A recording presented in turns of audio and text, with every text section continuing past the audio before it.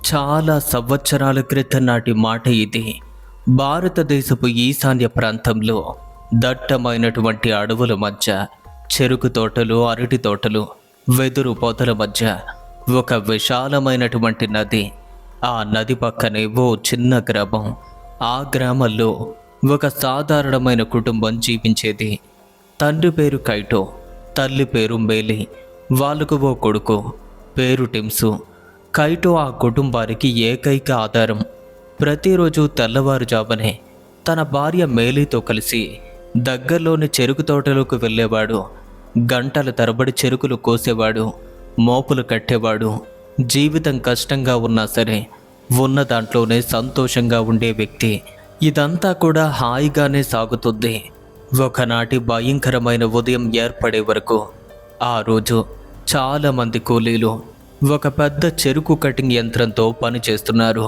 కైటోకి ఒక అలవాటు ఉండేది, అదే తాగుడు. ఆ ఉదయం పనికి రాకముందే తాను మద్యం తాగి వచ్చాడు. యంత్రం దగ్గర పని చేస్తూ ఉండగా ఏదో అతన్ని పరధ్యానంలోకి నెట్టింది. అతను చుట్టూ ఏం జరుగుతుందో అతను గమనించడం మానేశాడు. కొన్ని క్షణాల పాటు ఎవ్వరికీ కనిపించని ఏదో ఒకదాన్ని అతను చూస్తున్నట్టుగా ఉన్నాడు. ఆ తరువాత ఒక దురదృష్టకరమైనటువంటి క్షణంలో అతని చెయ్యి నెమ్మదిగా ఆ కటింగ్ యంత్రం వైపుగా జారిపోయింది. ఆ యంత్రం ఒక్కసారిగా కదిలింది. ఖట్మని ఒక పెద్ద శబ్దం. రక్తం మొత్తానికి చిమ్మింది. కైటో పెద్దగా అరిచాడు. ఇక చుట్టుపక్కల పనిచేస్తున్న వాళ్ళంతా కూడా అతని వద్దకు పరిగెత్తుకుంటూ వచ్చారు. మెరిన్ అనే ఒక పెద్ద కూలి వెంటనే యంత్రాన్ని ఆఫ్ చేశాడు. కానీ అప్పటికే జరగవలసినటువంటి నష్టం జరిగిపోయింది. కైటో తన చేతిని పూర్తిగా కోల్పోయాడు. అది మిషన్లో పడి మొత్తం ముక్కలుగా మారిపోయింది. పక్కనే తన భార్య మేలి ఏడుస్తూ పరిగెత్తుకుంటూ వచ్చింది. ఇక కూలీలు వెంటనే అక్కడి నుండి తీసుకువెళ్ళి సమీపంలోని ఒక హాస్పిటల్కు తరలించారు. ఇక అక్కడ ఉన్నటువంటి ఆ వైద్యులు మాత్రం అతన్ని ఎన్నో విధాలుగా కాపాడాలి అనుకున్నారు. అతన్నైతే కాపాడారు, కానీ తన చేతిని మాత్రం కాపాడలేకపోయారు. ఆపరేషన్ తరువాత కైటో ఇంటికి తిరిగి వచ్చాడు. కానీ అతని జీవితం పూర్తిగా మారిపోయింది. అతని కుడి చేతిని కోల్పోయాడు. కొన్ని రోజుల్లోనే ఆ కుటుంబానికి తీవ్రమైనటువంటి సమస్యలు మొదలయ్యాయి. కైటో ఇక మీద పొలంలో పని చేయలేకపోతున్నాడు. సూర్యోదయం నుంచి సూర్యాస్తమయం వరకు ఎంతో కష్టపడి పనిచేసే మనిషి ఇప్పుడు రోజంతా ఇంట్లో మౌనంగా కూర్చునేవాడు. తన చెయ్యి ఉన్న చోటికి తరచూ చూస్తూ బాధపడుతూ ఉండేవాడు. మేలి తన కుటుంబాన్ని నడిపించడానికి ఎక్కడ పని దొరికితే అక్కడికే వెళ్ళేది. ఇక టిమ్సు కూడా వీలైనప్పుడల్లా సహాయం చేసేవాడు. కానీ వచ్చిన డబ్బు మాత్రం ఎవ్వరికీ సరిపోయేది కాదు. ఇక వారి యొక్క ఆర్థిక సమస్యలు కూడా ప్రతిరోజుకి పెరుగుతూనే వస్తున్నాయి. ఇంట్లో చాలా ఇబ్బందిగా ఉంటుంది. తన తండ్రి ఆ విధంగా బాధపడటాన్ని ఆ కొడుకు చూడలేకపోతున్నాడు. ఇక ఆ రోజు నుండి ప్రతి రాత్రి కూడా కైటో చీకట్లో ఒంటరిగా కూర్చుని ఉండటాన్ని తను గమనిస్తూ ఉండేవాడు. ఇక ప్రతిరోజు తన తండ్రి చీకట్లో ఒంటరిగా ఉండటాన్ని గమనించేవాడు ఆ కొడుకు. ఒకనాటి సాయంత్రం టిమ్సు మనసు పూర్తిగా విరిగిపోయింది. అతను బయటికి వెళ్ళి ఇంటి గుమ్మం దగ్గర ఒంటరిగా కూర్చున్నాడు. తండ్రి వైపు చూస్తూ ఏదో ఆలోచించాడు. ఏదో ఒకలా మా నాన్న చేయి కూడా తిరిగొస్తే బాగుంటుంది, ఇలా మనసులో అనుకున్నాడు. కానీ అనుకున్నంత మాత్రాన వచ్చేది కాదు కదా. ఇక ఒక పిచ్చి ఆలోచన అతని మనసులో నాటుకుపోయింది. ఒకనాటి రాత్రి 9 గంటల సమయం తరువాత టిమ్సు నిశ్శబ్దంగా ఇంటి నుంచి బయటకు వెళ్ళాడు. తన తల్లి మేలి అతన్ని గమనించింది. ఇంత రాత్రి వేళ ఎక్కడికి వెళ్తున్నావో? అమ్మా, బయటకు వెళ్తాను, ఇప్పుడే వస్తాను అని చెప్పాడు. అలా వెళ్ళినటువంటి టిమ్సు అతను అలా నడుచుకుంటూ గ్రామం చివరగా చేరుకున్నాడు. అక్కడ ఉన్నటువంటి కొన్ని ఇళ్లను కూడా దాటిన తరువాత ఆ గ్రామం మొత్తాన్ని దాటి ముందుకు వెళ్ళిపోయాడు. అక్కడ విపరీతమైనటువంటి అరటి చెట్లు, పొడవైనటువంటి గడ్డి మొక్కలతో నిండిన ఆ ప్రాంతం ఎదురైంది. ఇక అక్కడికి దగ్గరలోనే ఒక నది ప్రవహిస్తుంది. చీకటి పడ్డాక సాధారణంగా అక్కడికి ఎవ్వరూ కూడా వెళ్ళరు. కానీ టిమ్సుకి తాను ఉన్న పరిస్థితుల్లో దాని గురించి కూడా పట్టింపు లేదు. అక్కడే నది ఒడ్డున కూర్చుని ఒంటరిగా ఏడవటం మొదలుపెట్టాడు. తన తండ్రికి జరిగిన ప్రమాదం గురించి ఆలోచించాడు. వారి యొక్క ఆర్థిక సమస్యల గురించి, ప్రతి సమస్యను ఆలోచిస్తున్నాడు. తమ కుటుంబం ఎంత నిస్సహాయంగా మారిపోయిందో ఆలోచిస్తున్నాడు.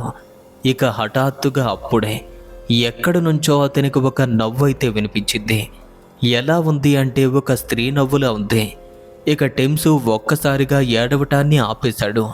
అలా చుట్టూ చూశాడు, కానీ అక్కడ ఎవ్వరూ కనిపించలేదు. కాసేపటికి మళ్ళీ అదే శబ్దం వినిపించింది. ఈసారి ఆ నవ్వు ఎలా అంటే దూరం నుండి దగ్గరవుతున్నట్టుగా వస్తుంది. ఇక టెంసు నెమ్మదిగా వెనక్కి తిరిగాడు. అలా వెనుతిరిగి చూస్తే అక్కడ ఉన్నటువంటి అరటి చెట్ల మధ్య ఒక స్త్రీ నిలబడి ఉంది. తన చేతిలో ఒక పదునైన గొడ్డలు ఉంది. జుట్టు బాగా పొడుగ్గా, మొత్తం విరబూసి చిందర వందరగా ఉంది.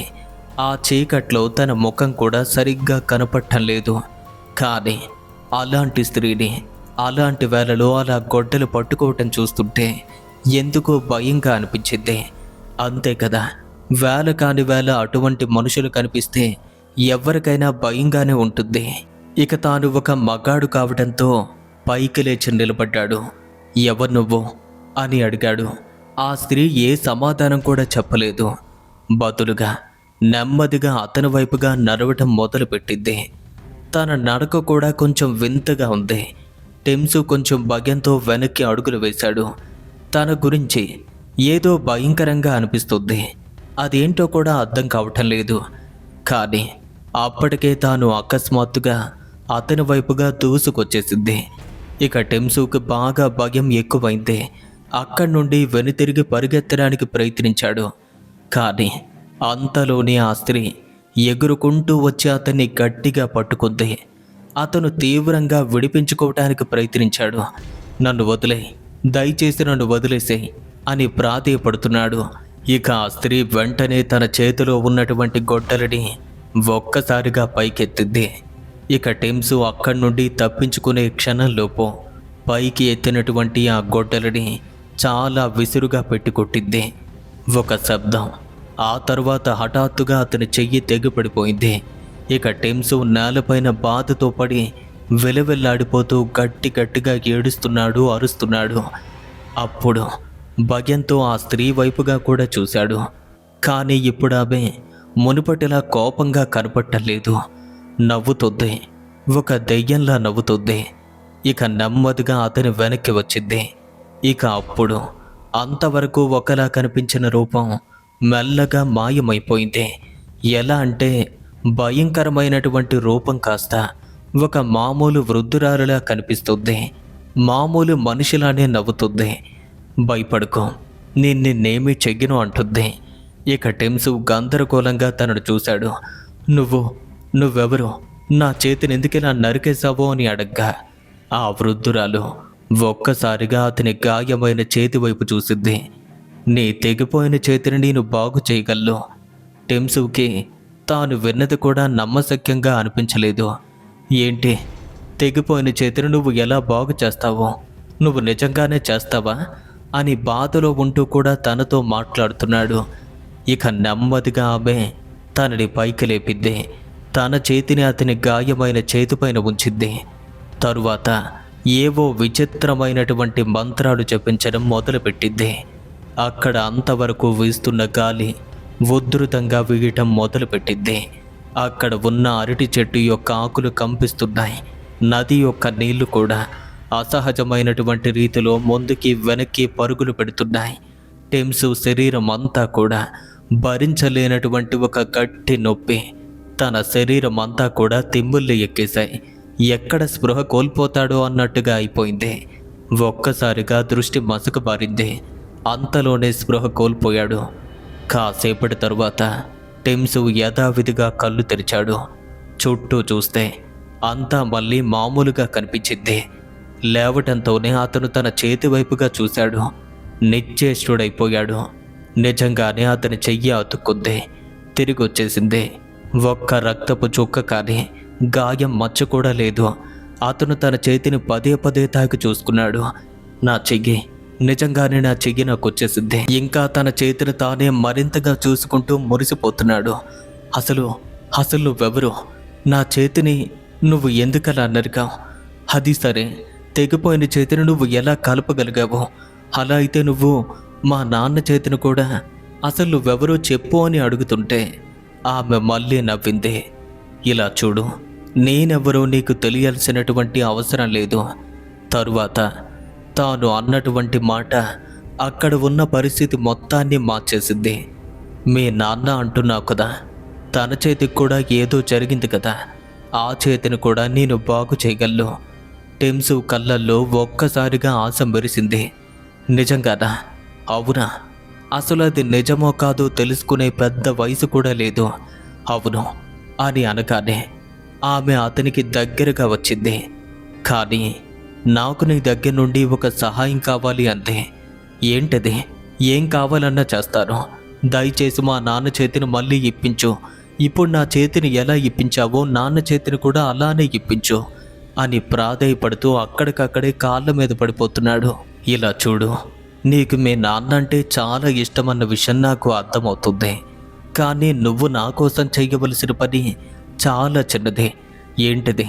ఏంటో చెప్పు అనగా, నేను నీకు కొంచెం ఆహారాన్ని ఇస్తాను. దాన్ని నువ్వు గ్రామంలోకి తీసుకువెళ్ళి వేరు కుటుంబాలకు ఒక్కొక్కసారి ఒక్కొక్కరికి ఇవ్వాలి. ఒక్కో ఇంటికి ఒక్కసారి. వాళ్ళు దాన్ని తప్పకుండా స్వీకరించాలి. టెంసుకి అందులో ఏమీ అనుమానాస్పదంగా అనిపించలేదు. అతను వెంటనే ఒప్పుకున్నాడు. కానీ వాళ్ళు ఇది ఎందుకు ఇస్తున్నారు అని అడిగితే ఏం చెప్పరు. చెప్పు, మీ నాన్నగారికి బాగాలేదు, నయం అవ్వటానికి ఈ విధంగా చేస్తున్నాను అని చెప్పు. ఆరోగ్యం కుదిరిపట్టడానికి ఆహారం ఇస్తున్నాము అని చెప్పు. ఆ మాటకు వెంటనే తల ఊపాడు. చేస్తాను, ఖచ్చితంగా చేస్తాను. నువ్వు నా చేతి నాకు ఎలా తిరిగిచ్చావో మా నాన్న చేతిని కూడా ఇవ్వాలి. ఆమె గట్టిగా నవ్వింది. ఆ తరువాత అలా నవ్వుతూనే చీకట్లో ఒక్కసారిగా మాయమైపోయింది. కొన్ని క్షణాల తరువాత ఆహారంతో నిండిన మట్టి కుండను తీసుకొచ్చింది. దాన్ని టెంసుకి అందించింది. రేపటి నుంచి దీన్ని మొదలుపెట్టు. ఆ తరువాత మళ్ళీ మాయమైపోయింది. ఇక ఆ రాత్రి గడిచింది. మరుసటి రోజు ఉదయం టెంసు మొదటి ఇంటికి వెళ్ళాడు. అతను ఆ కుటుంబానికి ఆహారాన్ని ఇచ్చాడు.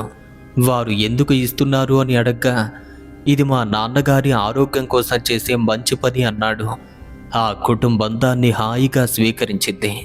ఇక ఆ మరుసటి రోజు అతను మరో ఇంటికి వెళ్ళాడు. ఆ తరువాత మూడో ఇంటికి కూడా వెళ్ళాడు. అలా 3 రోజుల్లో అతను 3 వేరు కుటుంబాలను సందర్శించాడు. అవి కూడా అతని వీధిలో ఉన్నవే. ఇక ఆ తరువాత రోజు టెంసు రహీం అనే ఒక వ్యక్తి వద్దకు వెళ్ళాడు. రహీం విషయానికి వస్తే గ్రామంలో బాగా గౌరవం పొందిన వ్యక్తి. ఆధ్యాత్మిక విషయాలు, విచిత్రమైనటువంటి అతీంద్రియ సంఘటనల గురించి బాగా తెలిసి ఉన్న వ్యక్తి. ఇక అందరూ అతన్ని గౌరవిస్తారు. టెంసు అతనికి ఆ కుండను అందించాడు. ఇది మా నాన్నగారి ఆరోగ్యం కోసం మేము పూజ చేసి ప్రసాదంగా ఇస్తున్నాము అని చెప్పాడు. రహీం వెంటనే దాన్ని అనుమానంగా చూశాడు. అతని మనసెందుకో ఏదో విషయాన్ని బలంగా చెప్తుంది. అతను ఆహారాన్ని గమనించాడు. తరువాత టెంసు వైపుగా చూశాడు. ఇది నీకెక్కడ దొరికింది అని అడిగాడు అతను. ఇక టెంసు కంగారు పడ్డాడు. ఎవరిచ్చారో మర్యాదగా చెప్పు. ఇక టెంసు ఏం మాట్లాడకుండా మౌనంగా ఉండిపోయాడు. ఇక అప్పటికే రహీం ముఖం గంభీరంగా మారిపోయింది. నిజం చెప్పరా, ఈ కుండ నీకు ఎవరిచ్చారు? నీ అంతట నువ్వు చెప్పావంటే సరే, లేదంటే నా గురించి నీకు తెలుసు కదా అని కోపంతో మాట్లాడడం మొదలుపెట్టాడు. ఇక టెంసులో భయం మొదలైంది. గందరగోళం చెందాడు. ఇక టెంసు అకస్మాత్తుగా భయపడి అక్కడి నుండి పరిగెత్తాడు. రహీం అతన్ని వెంబడించాడు. చివరికి అతను టెంసు ఇంటికి వెళ్ళాడు. అక్కడ రహీం టెంసు యొక్క తల్లిదండ్రులు ప్రశ్నించాడు. మొదట్లో టెంసు మాట్లాడడానికి నిరాకరించాడు. కానీ అతను అంత గట్టిగా మాట్లాడడంతో ఏమవుతుందో అన్న భయంతో చివరికి అతను అంతా కూడా ఒప్పుకున్నాడు.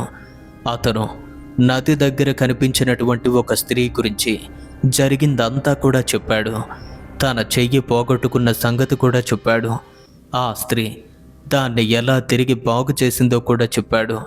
చివరికి తాను ఇచ్చినటువంటి ఆహారం గురించి కూడా చెప్పాడు. రహీం ముఖ చిత్రం మారిపోయింది. నిన్ను మోసం చేసిందదే అని మాట్లాడుతుంటే టిమ్సు అనుమానంగా చూస్తున్నాడు. అంటే ఏంటి? ఇలా చూడు బేట, ఆ స్త్రీ నీ కుటుంబానికి సహాయం చేయటం లేదు. అది నిన్ను వాడుకుంటుంది, ఒక సాధనంగా మభ్యపెట్టి వాడుకుంటుంది. ఇక రహీం మరింతగా వివరించేలోపు బయట నుంచి ఒక భయంకరమైనటువంటి ఏడుపు, విచిత్రమైన కేకలు, ఏదో గందరగోళం. అందరూ వీధిలోకి పరిగెత్తారు. జనం అటు ఇటు పరుగులు పెడుతున్నారు. ఇక అప్పటికే 3 రోజుల్లో ఆహారం స్వీకరించినటువంటి 3 కుటుంబాలు సహాయం కోసం కేకలు వేస్తున్నాయి. ఇక అప్పటికే ఆహారం తిన్న ఆ 3 ఫ్యామిలీల్లో 3 మగవాళ్ళు విపరీతమైనటువంటి అనారోగ్యానికి గురయ్యారు. వారి శరీరం పైన వింతైన గుర్తులు, నల్లటి మచ్చలు కనిపించాయి. వారి పరిస్థితి ఒక భయంకరమైనటువంటి మహమ్మారి సోకినట్టుగా అయిపోయింది.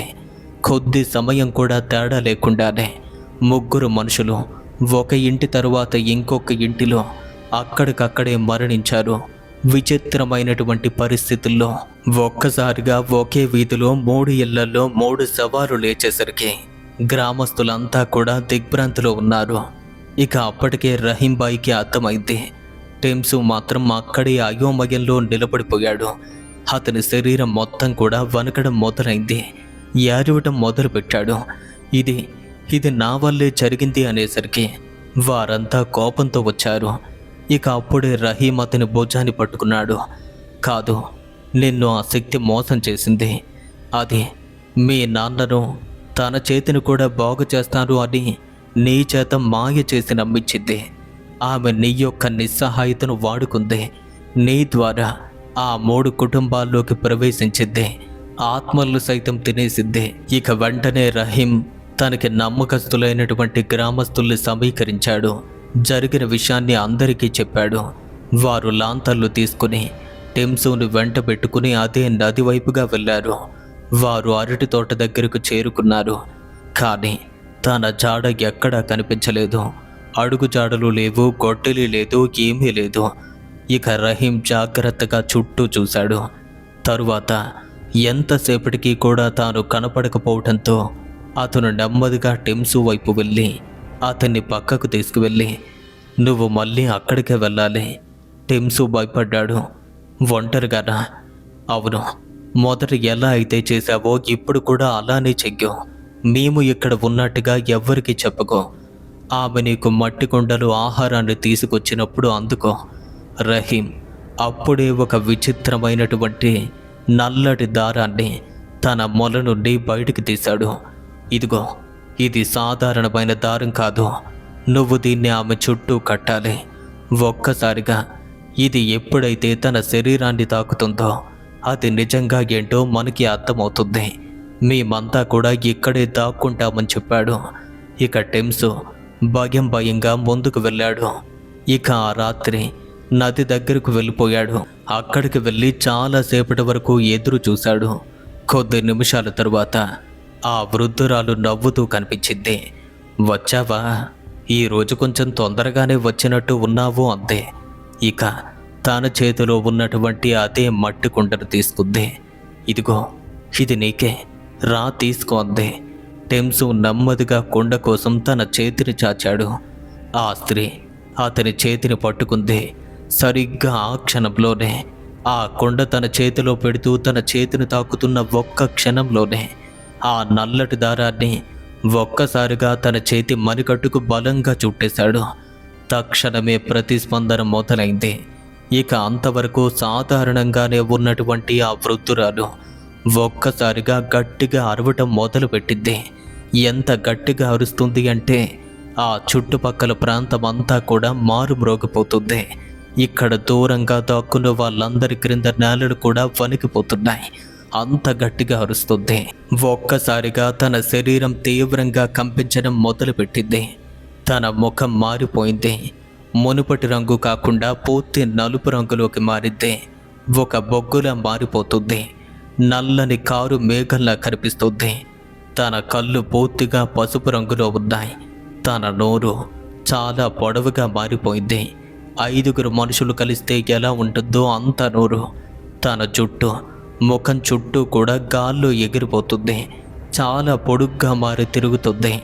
సాధారణమైనటువంటి వృద్ధురాలు మాయమైపోయింది. టెమ్సు ముందు అప్పుడే ఒక భయంకరమైనటువంటి దెయ్యపు రూపం నిలబడి ఉంది. ఆమె వెంటనే అతనిపైన దాడి చేయటానికి ప్రయత్నించింది.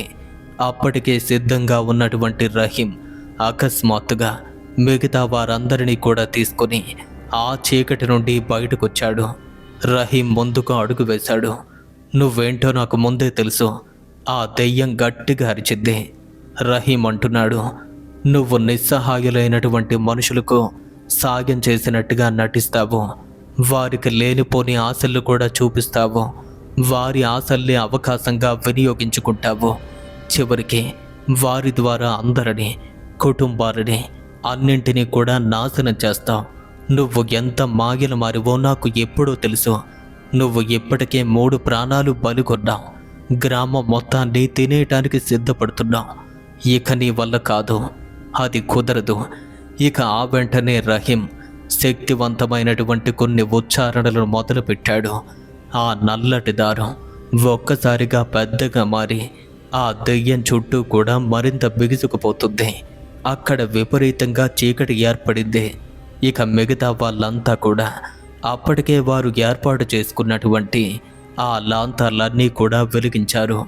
చుట్టూ ఉన్నటువంటి ఆ గాఢాంధకారంలో అక్కడ వెలుగుతున్న లాంతర్లది మాత్రమే వెలుగు. మిగతాదంతా కూడా కారు చీకటి కమ్ముకుని ఉంది. ఇక ఆమె గట్టిగా అరుస్తూ మరింతగా కేకలు వేస్తూ కొట్టుకోవటం మొదలుపెట్టింది. చూస్తూ ఉండగానే తన శరీరం నెమ్మదిగా భూమి లోపలికి కృంగిపోవటం మొదలుపెట్టింది. ఎలా అంటే లోపల ఏదో ఊబిలోకి వెళ్ళిపోతున్నట్టుగా వెళ్తుంది. ఇక అలాంటి దృశ్యాన్ని పిల్లవాడైనటువంటి టెమ్సు భయంతో చూస్తూ ఉండిపోయాడు.